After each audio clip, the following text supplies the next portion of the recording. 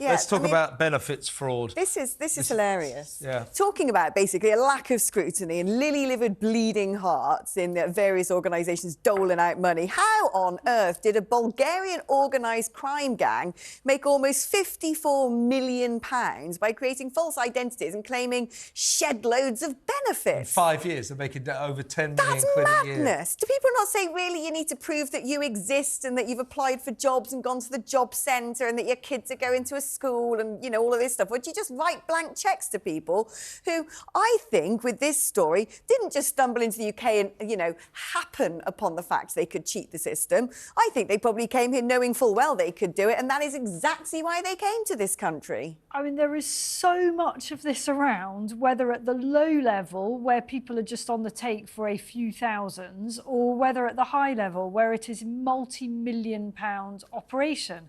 And it says everything about why we, as a country, are in the position that we are, because the welfare state has become so hopelessly bloated and asks so few questions of the most questionable characters and applicants that we get cases like this, where multi-million-pound frauds are allowed to blossom and flourish. And I'm frankly only surprised that this has been stopped. Well, it's mean and discriminatory to ask someone from another country if they deserve to be taking benefits from this country. They were very organised. They operated they actually ran a completely legitimate grocery store in Wood Green in North London, near Spurs, and that was like a cover for their opera, and behind that was this sort of office room where they were literally throwing £20 notes into the air with glee, and they had one holdall that the police found, wrapped up notes, £750,000 in one holdall. I mean, look, in this room. Nowhere near enough is done to tackle things that are quite obviously fronts for money laundering or scams of this kind. I mean,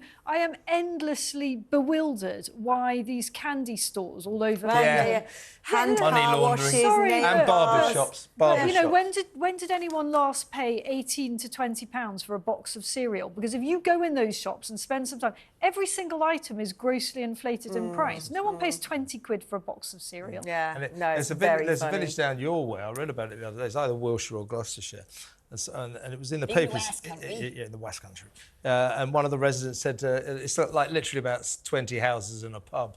And one of the residents says, why have we got 5 barber shops all of a sudden? Yeah, exactly. These are money laundering operations. Yeah, people were worried about paying reparations for slavery 500 years ago. And like, look down your local high street if I were you. It's still going on. Anyway, now we know why it's called universal credit, because it doesn't matter whether or not you deserve it. It's for everyone. It's universal. We all pay it with our taxes. You can enjoy it from Bulgaria. You can take this one up because I know it's got under your skin, this story. The European Court of Human Rights, our old favourite. What have they done now? This is mad. I mean, that court just needs to be razed to the ground. So what they've done, and it's been a case led by one of my favourite cases in the country, Jennifer Seymour, and she has enabled some Swiss ladies to go to the ECHR and say Switzerland is not abiding by net zero targets, and as a result, women like us are more likely to die when it's a really hot summer. And the ECHR have gone, well, you're probably right about that. But the problem is this makes case precedent. This now goes into the canon, if you will, of the universalised European law, that if Mrs Miggins wants to take the same case against the UK government for not sticking to net zero targets, some lefty lawyer somewhere sitting in Strasbourg drinking his port will probably take on that case, earn a shed load of money paid for by the British taxpayer, and then to tell the government to change their policy. This is neo-religion taking over the legal system by the back door. It's madness. But it's an unelected court telling a democracy like Britain exactly how the government has to treat its citizens. It is saying now that Britain and the 36 other countries that are beholden to the ECHR must now prioritise protect their citizens against climate change. Well, some of us don't necessarily even accept there's a climate change. I want Brenda from Scunthorpe to point out that the fact that she was paying green subsidies on her energy bills all that year is the reason why she can't heat her home and is more likely to die in winter. Britain should turn around to the ECHR and just say no, no, no. Right? I mean, I'd be a lot ruder about that. Second word's off. I think we could say many other things to them. Look, how does this work in practice? If governments have a duty to protect their citizens from the effects of climate change. I mean, I do think we need to see the small print here. But does that mean that if you're sunbathing on Brighton Beach and you end up with nasty sunburn which ends up in skin cancer, are you then going to sue the government because they've failed to maintain the ozone layer? Well, yes, you are now. You are now. Well, look, this is what we're going to get towards, and we're going to get class actions of people with skin cancers saying that, you know, the government should have done more to stop the, you know, make sure there was more cloud cover or something, I don't know.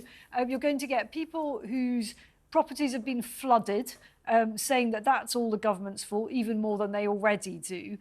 Look, the weather.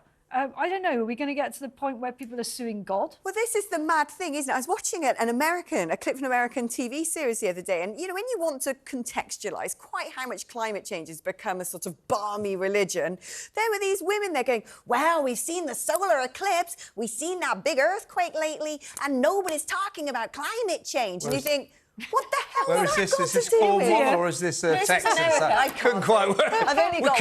We've seen this, it's eclipse of the sun. We don't know what to do about it.